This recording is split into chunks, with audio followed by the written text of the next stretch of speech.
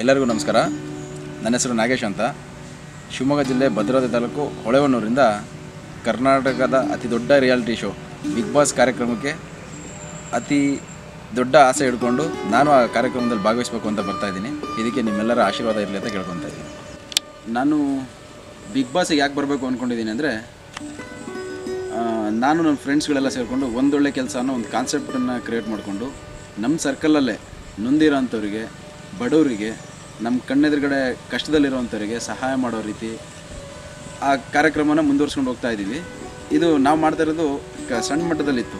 ಇದನ್ನು ದೊಡ್ಡ ಮಟ್ಟಕ್ಕೆ ಮಾಡಬೇಕು, ಇದನ್ನು ತುಂಬ ಯಶಸ್ವಿಗೊಳಿಸ್ಬೇಕು, ನೊಂದಿರೋರಿಗೆ ಸಹಾಯ ಮಾಡಬೇಕು ಅಂಥೇಳಿ ನಮ್ಮೂರಲ್ಲಿ ಕಡು ಬಡವರ ಸಂಖ್ಯೆ ಭಾಳ ಜಾಸ್ತಿ ಇರೋದ್ರಿಂದ, ನಮ್ಮದು ಸಣ್ಣ ಗ್ರಾಮ ಆಗಿರೋದ್ರಿಂದ ಕಡು ಬಡವರ ಸಂಖ್ಯೆ ಜಾಸ್ತಿ ಇರೋದ್ರಿಂದ ಅಟ್ಲೀಸ್ಟ್ ಅವರಿಗೆ ಒಂದು ಮನೆ ಕಟ್ಕೊಡ್ಬೇಕು ಅನ್ನೋ ಒಂದು ಕಾನ್ಸೆಪ್ಟ್ ನಮ್ಮೆಲ್ಲ ಹುಡುಗರ ಮನಸ್ಸಲ್ಲಿ ಇತ್ತು.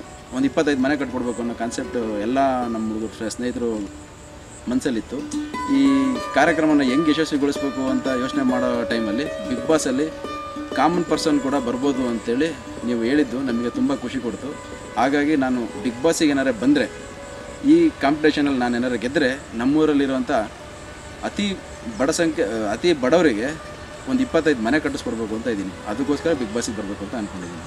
ಅದಕ್ಕಿಂತ ನಾನು ಯಾಕೆ ಭಿನ್ನ ಅನ್ನೋದು ನೆಕ್ಸ್ಟು ಕ್ವಶನ್. ನಾನು ಇದರಿಗಿಂತ ಭಿನ್ನ ಅಂತ ಹೇಳೋಕ್ಕೆ ಇಷ್ಟಪಡಲ್ಲ. ಯಾಕಂದರೆ ನಾನು ಗ್ರಾಮ ಪಂಚಾಯತಿ ಮೆಂಬರ್ ಆಗಿದ್ದೀನಿ. ನನ್ನ ಪ್ರತಿ ತಿಂಗಳು ಸಂಬಳನ ನಮ್ಮೂರಲ್ಲಿರೋ ಒಂದು ಅನಾಥ ಅಜ್ಜಿಗೆ ಸಂಬಳ ಕೊಡ್ತಾಯಿದ್ದೀನಿ. ಆ ಅಜ್ಜಿ ಜೀವನಾಂಶಕ್ಕೆ ಏನೇನು ಬೇಕೋ ಎಲ್ಲದೂ ಕೂಡ ವ್ಯವಸ್ಥೆ ಮಾಡಿಕೊಟ್ಟಿದ್ದೀನಿ.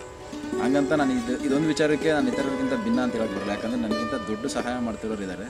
ಹಾಗೆ ಮತ್ತು ಈಗ ನಾವು ಫ್ರೀ ಟೈಮಲ್ಲೆಲ್ಲ ಅನಾಥಾಶ್ರಮಕ್ಕೆ ಹೋಗೋದು, ನಮ್ಮ ಕಣ್ಣೆದುರುಗಡೆ ಇರೋರಿಗೆ ಸಹಾಯ ಮಾಡೋದು, ಫೇಸ್ಬುಕ್ಕಲ್ಲಿ ಇದನ್ನೆಲ್ಲ ಹಾಕ್ಬಿಟ್ಟು ನಾವು ಸೊಸೈಟಿಗೆ ಒಳ್ಳೆ ಮೆಸೇಜ್ ಕೊಡೋವಂಥ ವೀಡಿಯೋಗಳು ಮಾಡೋಕ್ಕೆ ಕಳಿಸ್ತಾ ಇರೋದು, ಒಂದು ಒಳ್ಳೆ ವಾತಾವರಣನ ಕ್ರಿಯೇಟ್ ಮಾಡೋವಂಥ ವೀಡಿಯೋಗಳನ್ನು ಕೊಟ್ಬಿಟ್ಟು ಅದ್ರ ಬಗ್ಗೆ ಅವೇರ್ನೆಸ್ ಕ್ರಿಯೇಟ್ ಮಾಡೋದು. ಇಷ್ಟು ಮಾಡಿದೆ ಅಂದ ತಕ್ಷಣ ನಾನು ಎಲ್ಲರಿಗಿಂತ ಭಿನ್ನ ಅಂತ ನನಗೆ ಹೇಳೋಕ್ಕೆ ಇಷ್ಟ ಆಗಲ್ಲ. ಯಾಕಂದರೆ ಯಾವೊಬ್ಬ ವ್ಯಕ್ತಿನೂ ಇನ್ನೊಬ್ರಿಗಿಂತ ಭಿನ್ನ ಆಗಬೇಕು ಅಂದರೆ ಅದು ಭಾಳ ಕಷ್ಟ. ನಾನಂದ್ರೆ ಅಷ್ಟು ದೊಡ್ಡ ಮಟ್ಟಕ್ಕೆ ಬೆಳೆದಿಲ್ಲ ಅಂತ ಅಂದ್ಕೊತೀನಿ. ನಾನು ಸ್ವಲ್ಪನಾದರೂ ಬೇರೆಯವ್ರಿಗಿಂತ ಸ್ವಲ್ಪ ಮಾಡ್ತೀನಿ ಏನಾದ್ರು ಬೇರೆ ಅನ್ನೋದಾದರೆ.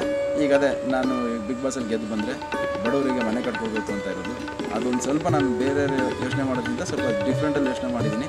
ಹಾಗಾಗಿ ಸ್ವಲ್ಪ ಮಟ್ಟಿಗಾದರೂ ನಾನು ಬೇರೆಯವ್ರಿಗಿಂತ ಭಿನ್ನ ಇದ್ದೀನಿ ಅಂತ ಹೇಳೋಕ್ಕೆ ಇಷ್ಟ.